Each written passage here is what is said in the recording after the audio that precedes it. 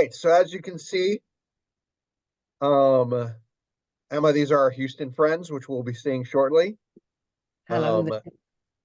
I'm going to give just a brief intro, and then we'll get going. So we do appreciate you getting on ahead of the She Believes Cup match in Houston on February 20th. As I think all of you know, this is our first international match of the year, and really another sort of milestone on the run to qualifying for the 27 Women's World Cup, which will be in Brazil, as I think you all know. As you all probably know as well, we did win the Olympic gold medal 75 days into Emma's tenure, which was quite remarkable, and only her 10th game at the helm of the U.S. team. So that was a pretty incredible achievement. And after the Olympics, of course, the U.S. rose to #1 in the world again. On the back of that, Emma won 2 World Coach of the Year awards. But she finds herself in an unusual position in that she was rushing to get the team ready for the Olympics, and now gets sort of a chance to take a deep breath here and sort of plan a bit and craft the team a bit to get ready for qualifying for the next World Cup, of which this Houston game to kick off the She Believes Cup is a part. So the roster for the She Believes Cup will be released around February 11. It will be a first choice roster, so to speak, for all the players that are healthy and ready to go, which includes our European-based players, of course.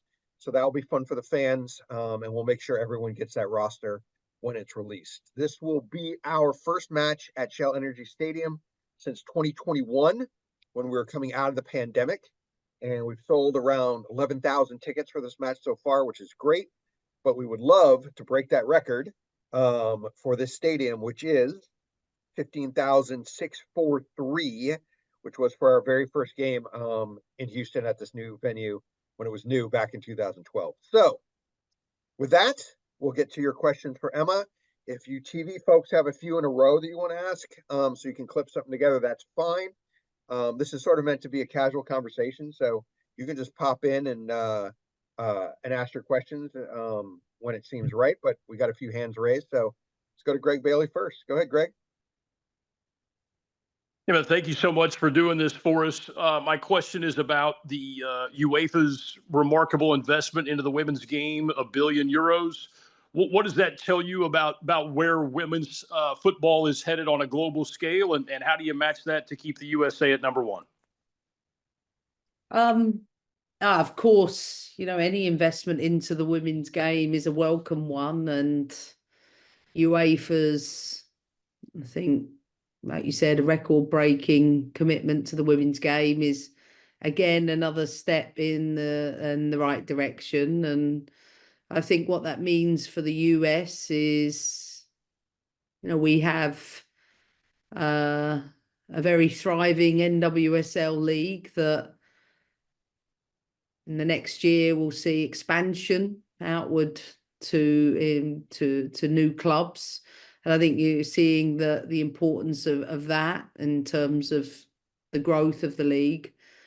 I think probably the growing numbers, both from a broadcast perspective and bums on seats across the league, is showing that we're moving in the right direction. And I've always felt that it's not, you don't go from 0 to 1,000. You have to gradually build and keep putting those foundations in place. And we work closely with NWSL to ensure the growth of the game domestically. And also think with the introduction of USL as another Division 1 league is, again, another fabulous opportunity for top level players to have opportunities if they don't ordinarily get them by making the roster of NWSL. And I also think it's a really, really good feeder for development players that might not be quite ready. So I think the future of women's football is healthy, but it takes these types of investments to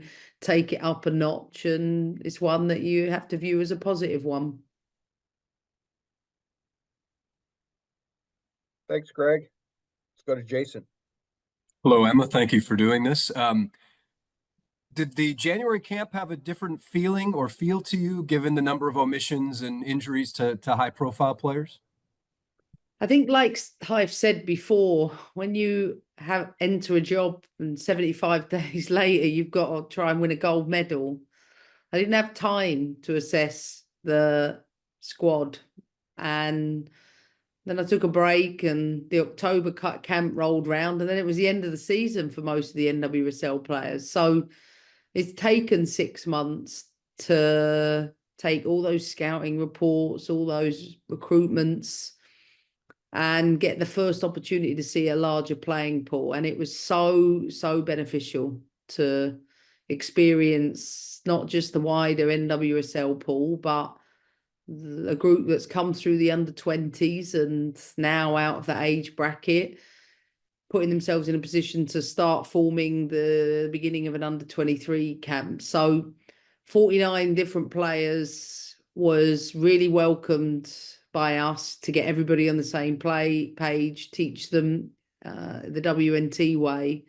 So it was extremely valuable. And of course, would have loved all the players that were missing from camp, but I would never have got that opportunity otherwise. And I'm so grateful for it. And even though it was a little bit rainy in Fort Lauderdale, I mean, it suited me down to the ground because I don't like the sun that much. So it was perfect weather, perfect playing conditions, and a really, really productive camp.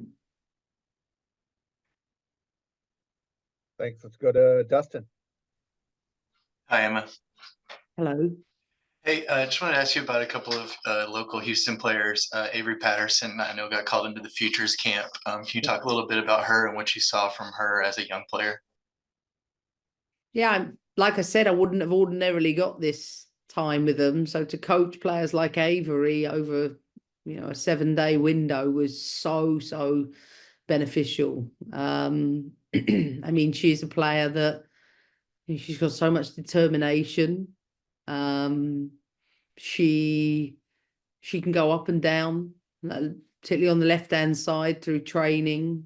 She's, I think, got good ability to play a couple of different positions, which I think is a real strength. Not everybody gets to maybe play in the positions they want, but I think she's got the abilities to play in a number. I think she showed herself really well in camp. And it certainly gives me time now to really see how she develops beyond camp, and hopefully with the 23s as her next step. But she's someone absolutely we will be keeping her eye on, and someone who I think, as were the whole Futures group, to be quite honest with you, it was a really high level. So I'm curious to see how they develop over the upcoming months. And then Yasmin Ryan, we saw her break in with the national team last year, the big performance at Wembley. Now she's in Houston. How do you kind of see her growth as well, becoming, a key player for you guys on the senior team? I think Yaz had an amazing club year for Gotham last year, and she showed such consistency in performances. And I think she's a great example of a player that comes into the national team and took her opportunities when they came. And like you said, she did really well against England. I thought she did well against the Netherlands. Again, showing her versatility on both flanks, but she can play down the middle too. And I know she's very excited for her move to Houston, and I'm excited to see her next steps, because there's so much quality in the way that she plays. I think there's another level to her game. She's a very technical player, but tactically, both sides of the ball, I think she's really well-rounded, and I think she's earned the place she's in right now. And I'm looking forward to seeing more of Yaz this year, because I think, like I said, there's another step in her development. I'm looking forward to bringing the best out of her. And just one more from me. I wanted to ask you, you mentioned, or it was mentioned, that it should be a first team lineup at She Believes Cup here in Houston. Some of your big players, we saw Naomi go to your former team at Chelsea. What do you think of, and some other rumors of players going maybe back to England as well? What do you think of some of these big transfers that we're seeing in the women's game recently? Yeah, I mean, people always sort of ask the national team coach this question around, you know, players playing in certain places. I've always been really clear about this.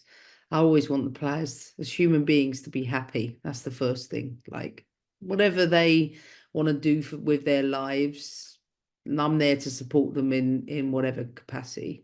I'm also here to support the NWSL, and it's a league where many of our national team players, as you mentioned, with Yasmin Ryan to Lynn Williams going to Seattle to Jaden Shaw going to Carolina Courage. Like, I think that my job is to lend an ear to support them when they need it. But fundamentally, like, these players are owned by their clubs. And then if their clubs take decisions, you know, to sell their players, then, you know, that's what they choose to do, you know.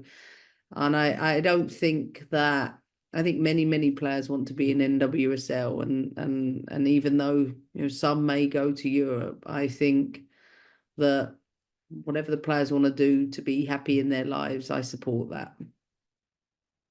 Thanks, Emma. What else? Anything else for Emma? Yeah, I had one. Sorry. Hi, Emma.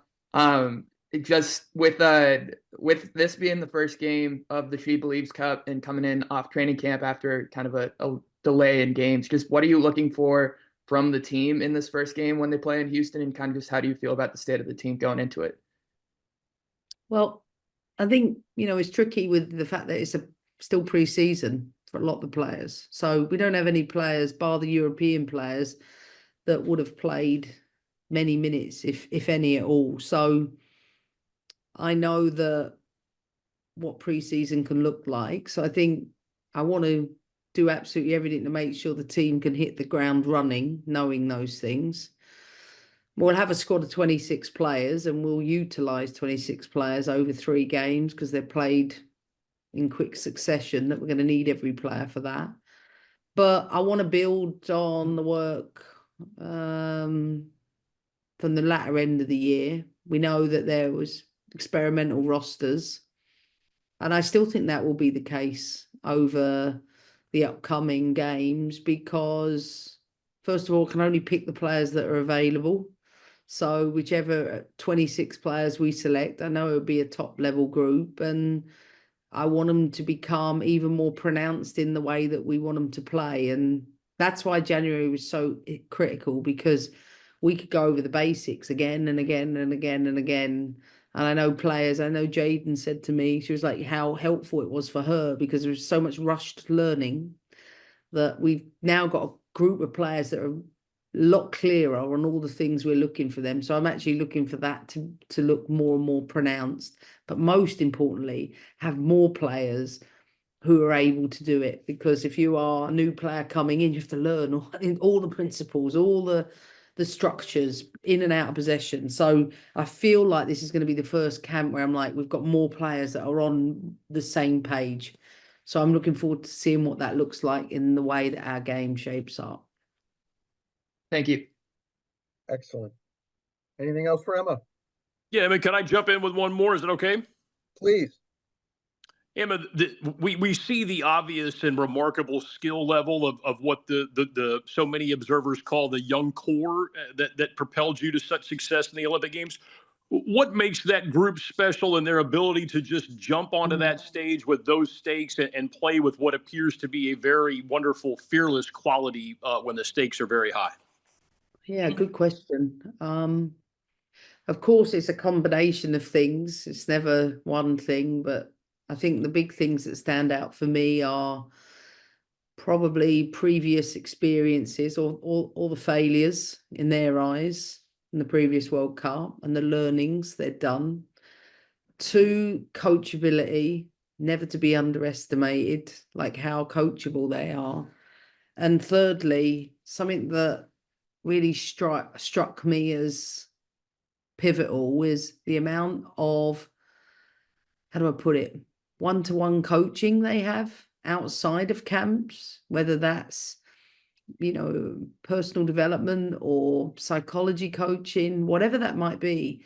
So I felt that they came into the situation with a lot of skills that I think are required to be able to cope with the pressure. and the expectations, and you wouldn't have known it in there because it was a very relaxed environment. And yes, I understand it's my job to create that, but your people have to be in a position to be able to deliver that. And it always struck me throughout it how emotionally intelligent and how well developed and self-aware they were. And as a result of that, I think it had a major impact on the performances on the pitch. Thank you very That's much. good. Yep. Anything else for Emma? All righty. We do appreciate you guys hopping on, getting the word out about this game. Aaron, Some I key- think we have one more here from Alex. Oh, please. Alex, we can't hear you.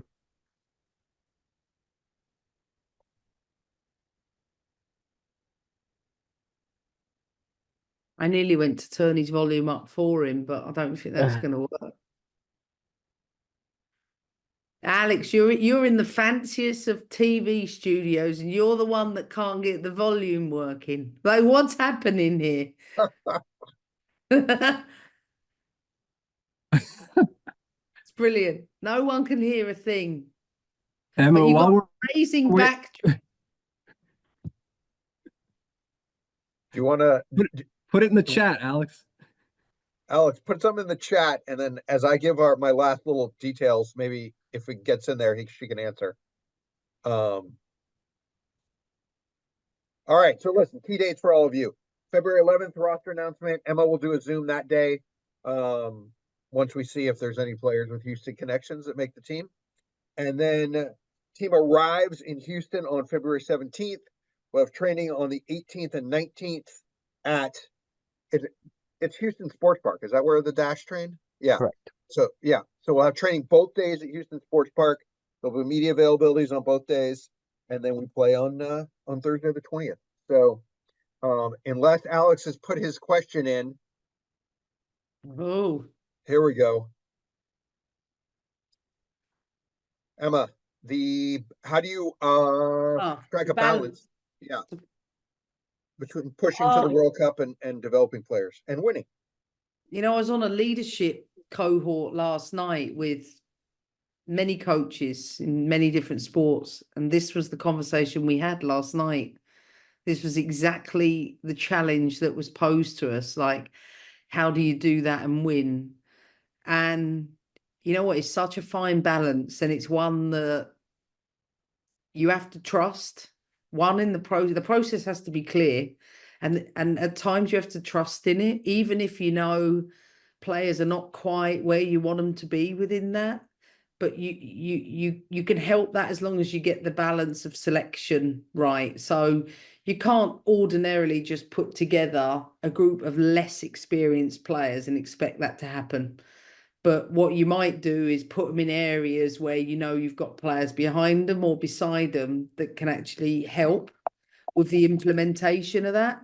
So that's one way that I try to look at it. The other is you can't talk about development and buying into development and then don't develop. So I have to learn, and I said this to the press many, many times. Sometimes if the performances aren't where they are, like if we looked at the Netherlands game, they're like, well, you know, it wasn't clean. And I'm like, I know, but if I don't give these players opportunities to play, I'll never know. And so I either have to answer the question around like the clunkiness sometimes of performance, or I have to answer the question of why isn't so and so being given the opportunity. So it's like it's the chicken and egg. And so I feel confident that in the process of development and we have to give these players, I believe that there has been an underdevelopment of younger players. So this is the time we have to do it. And I trust the process and I trust them, and everybody has to be patient too. And of course we try to win. There we go. All right. All right. Yep. Really appreciate everybody in Houston. We'll see you guys soon. And once again, thanks for getting the word out. See you The match should be a soon. fun one. I'm going to NASA the day I get there. I'm going to the Houston Space Center, and I cannot wait. Harry and I cannot wait. Emma has a 6-year-old son. He's going to get to go to the Houston Space Center. So Cannot wait. you'll see that on social media. All right. Thanks, everybody. Appreciate the time. Thank you Thanks, so much. Emma. Jared. Bye.